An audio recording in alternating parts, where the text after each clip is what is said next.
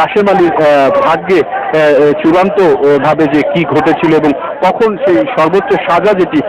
কখন তিনি পেয়েছিলেন সেই সময়ে কিন্তু আমরা এও দেখেছিলাম যে মুক্তিযোদ্ধারা যারা আমি আগেই বলছিলাম তারা এসেছিলেন এবং তারা কিন্তু উল্লাস করছিলেন এবং উচ্ছ্বাস প্রকাশ করছিলেন যে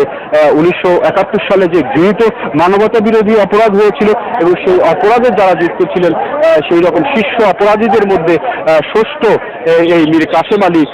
যিনি 1971 সালে তৎকালীন ছাত্র সংঘের সাধারণ সম্পাদক ছিলেন এবং পরবর্তী কিন্তু 71-এর পরে কিন্তু জামায়াতে ইসলামের অঙ্গ সংগঠন ইসলামী ছাত্র শিবির প্রতিষ্ঠা সময় কিন্তু তার সভাপতির দায়িত্ব পালন করেন এবং এরপরে জামায়াতে ইসলামী এবং যে সংগঠনের লিডাররা 1971 সালে যুদ্ধাপরাধের দায়ে যুক্ত ছিলেন সেই মামলাগুলোতে কিন্তু এই জামায়াতে ইসলামীকে সন্ত্রাসী সংগঠন হিসেবে চিহ্নিত করা হয়েছিল এবং বলা হয়েছিল ট্রাইব্যুনাল রায়ে যে জামায়াতে ইসলামী 1971 সালে জেনে বুঝে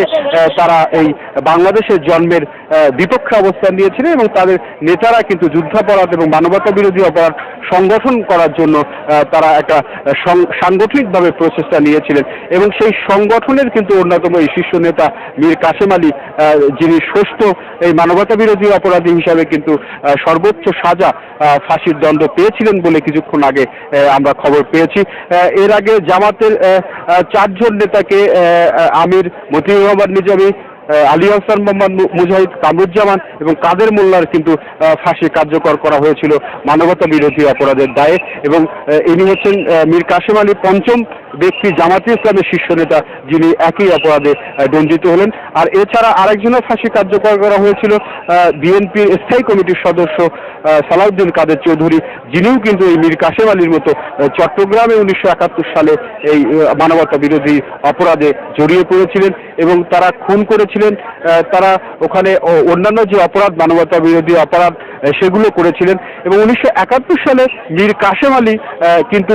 যে ডালিম হোটেল, যেখানে মহামা ভবনকে দখল করে ডালিম হোটেল গড়ে তুলেছিলেন এবং সেখানে কিন্তু আদালতের রায়ে বলা হয়েছে যে সেটি ছিল মৃত্যুকূপ তথা ডেথ ফ্যাক্টরি, যেখানে মানুষকে ধরে নিয়ে যে কিন্তু নির্যাতন করে তাদেরকে মেরে ফেলা হতো এবং মেরে ফেলার পরে কিন্তু তাদেরকে এই কর্ণফুলী নদীতে ফেলে দেওয়া হতো এবং মীর কাশেম আলীকে ওই সময় একটি অভিধা পেয়েছিলেন বাঙালি খান হিসাবে, অর্থাৎ পাকিস্তানিরা খান সেনা হিসাবে বাংলাদেশে পরিচিতি লাভ করেছিলেন এবং বাঙালি খান হিসাবে কিন্তু মীর কাশেম আলী সেই সময় পরিচিতি লাভ করেছিলেন এবং এরপরে অনেক গবেষণা হয়েছিল এবং অনেক পত্রপত্রিকায় অনেক লেখালেখিতে কিন্তু মীর কাশেম আলীর যে অপরাধ সেগুলো কিন্তু উঠে এসেছিল। বিশেষ করে কয়েকটি তথ্য প্রমাণ সহ কয়েকটি পুস্তক কিন্তু এই মীর কাশেম আলীর যে মামলা হয়েছিল সেখানে কিন্তু উত্থাপন করা হয়েছিল এবং আন্তর্জাতিক অপরাধ ট্রাইব্যুনাল এই মীর কাশেম আলীকে সর্বোচ্চ সাজা অর্থাৎ ফাঁসির সাজা দিয়েছিলেন। তারপরে এটি আপিল বিভাগে যায় এবং আপিল বিভাগে অর্থাৎ স্বাধীন বাংলাদেশের সর্বোচ্চ আদালতে এই বাংলাদেশের জন্মলগ্নে যারা বিরোধিতা করেছিলেন, শুধু বিরোধিতাই করেছিলেন না, যারা এর বিরুদ্ধে অবস্থান নিয়েছিল এবং মুক্তিযোদ্ধাদেরকে হত্যা করেছিল এবং মুক্তিযুদ্ধের পক্ষে যারা ছিল তাদের উপর যে হত্যাকাণ্ড এবং বর্বর নির্যাতন চাপিয়ে দিয়েছিলেন তাদের অন্যতম শীর্ষ নেতা এবং বাংলাদেশের জন্মের বিরোধিতাকারী অন্যতম শীর্ষ নেতা এই স্বাধীন বাংলাদেশের সর্বোচ্চ আদালতের রায়ে কিন্তু তাদের সর্বোচ্চ সাজা অর্থাৎ ফাঁসির সাজা কিন্তু আজকে কার্যকর হলো, যেমনটা আমরা কিছুক্ষণ আগে জানতে পেরেছিলাম। যাই হোক, এই বিষয়গুলো অর্থাৎ ফাঁসির সাজা কখন কার্যকর হয়েছিল সেটা কিন্তু এই জেল কর্তৃপক্ষ যখন আমাদেরকে জানান তখন কিন্তু আমরা নিশ্চিতভাবে